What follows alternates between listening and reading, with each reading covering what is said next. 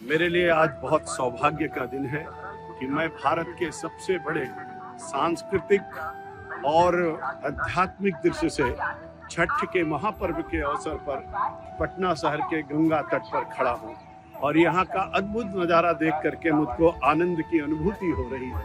इतना विशालतम आयोजन जो यहाँ पर किया जाता है।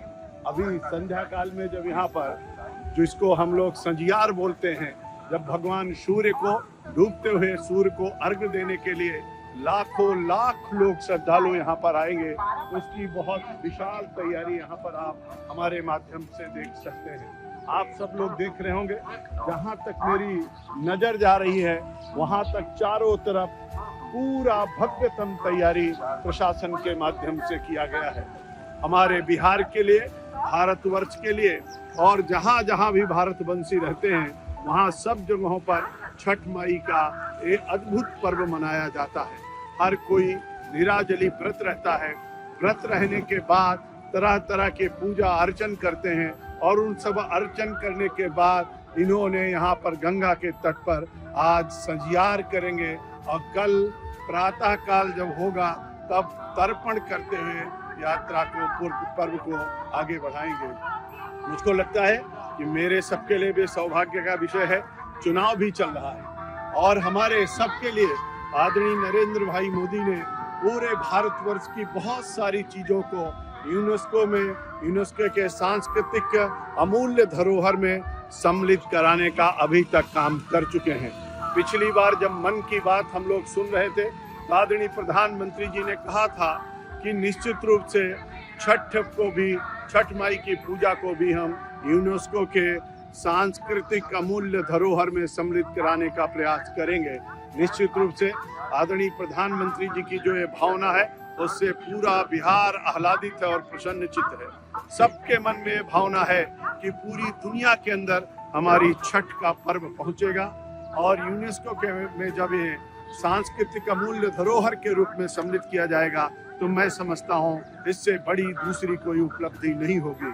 निश्चित रूप से आज का यह जो पर्व है हम सबको गौरवान्वित कर रहा है, ऊर्जा भी प्रदान कर रहा है और निश्चित रूप से संस्कृति के दृष्टि से, सभ्यता के दृष्टि से, संस्कारों की दृष्टि से और आध्यात्मिक ऊर्जा का जो केंद्र है हमारा ये छठ माई की पूजा है।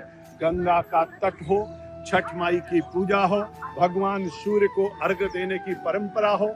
डूबते हुए सूर्य को आज अर्घ देंगे और कल सवेरे हम उगते हुए सूरज को भगवान को अर्घ देते हुए प्रणाम करेंगे और एक नई ऊर्जा, नए उत्साह, नए उमंग के साथ हमारा बढ़ता हुआ बिहार, बदलता हुआ बिहार और विकसित होते हुए बिहार के क्रम में हम सब लोग आगे बढ़ेंगे। मैं भी चुनावी दृष्टि से बिहार में हूँ और मैं 3 दिन से देख रहा हूँ जिस तरीके का उत्साह और उमंग के साथ यह पर्व मनाया जा रहा है। हर किसी को बहुत खुशी है क्योंकि बिहार पूरी तरीके से बदल रहा है। अब मैं यहाँ देख रहा हूँ गंगा के तट पर लोग कह रहे हैं कि मुंबई के मैरिन ड्राइव भी हमारे पटना के सामने फेल है। डबल इंजन की सरकार ने जो काम किया है उसका सीधा सीधा यहाँ पर नज़ारा देखने को मिल रहा है। नावें चल रही हैं, गंगा मैया का आशीर्वाद मिल रहा है।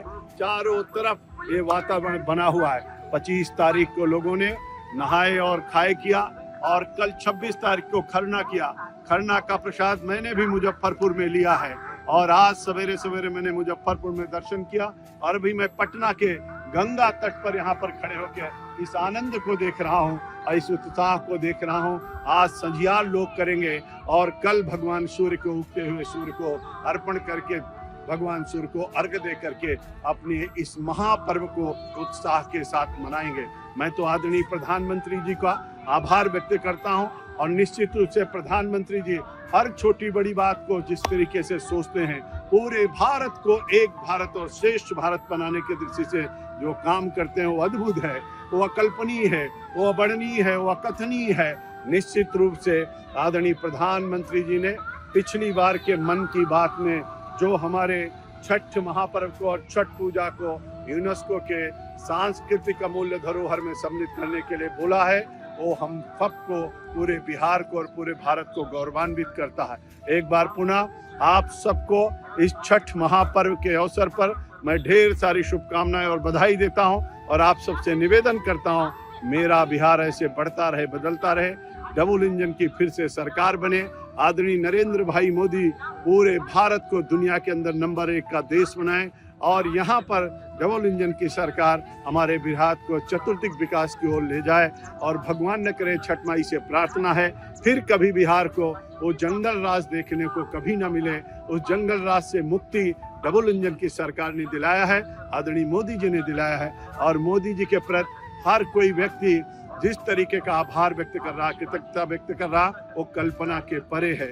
हम लोगों ने गांव-गांव में देखा है, सब लोग जो मोदी जी ने जो राशन दिया है, मोदी जी ने जो महिलाओं के खाते में 10-10 हज़ार रुपए दिए हैं और जिस तरीके की सुविधाएं दी हैं, वो सब गरीब मोदी जी के प्रति और किसान भाई मोदी जी का आभार व्यक्त कर रहे हैं और पूरे दुगने उत्साह के साथ, उमंग के साथ छठ का महापर्व मना रहे हैं। मैं एक बार फिर से अपनी ओर से आप सबको बहुत बहुत छठ की बधाई देता हूँ, अभिनंदन करता हूँ, छठ माई से प्रार्थना करता हूँ, हे माँ हम सबको ऊर्जा प्रदान करिए और मेरा बिहार चतुर्दिक विकास की ओर अग्रसर हो और मेरा भारत दुनिया में नंबर 1 का देश बने।